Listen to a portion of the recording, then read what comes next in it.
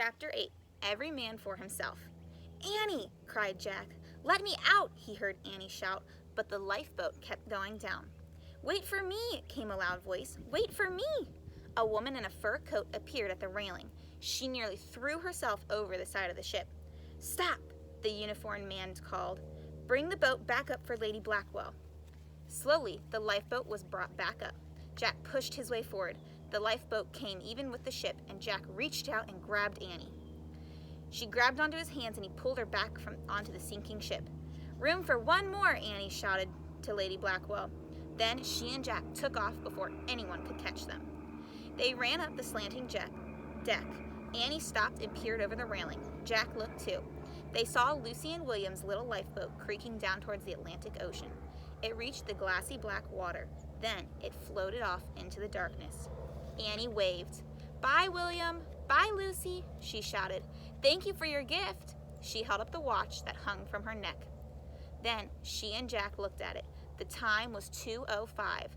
"Only 15 minutes left," said Annie. "We have to get back to the treehouse now," said Jack.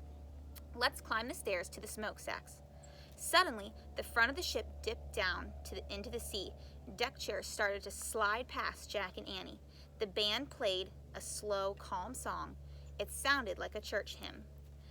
But the crowd started to panic. People started pushing and shouting and trying to get to a safer part of the ship. "It's every man for himself," the captain shouted to all of the crew. The men all stopped what they were doing and ran to the deck. Jack and Annie ran too. They dodged sliding tables and chairs. And there they are. They're running up the ship to the safe part where there's no water. They reached the stairs that led to the smokestacks. They grabbed the railing and pulled themselves up the steps. The ship tilted further. "Get to those smokestacks," cried Jack. They slipped and crawled down the deck. But when they got to the smokestacks, Jack and Annie looked around.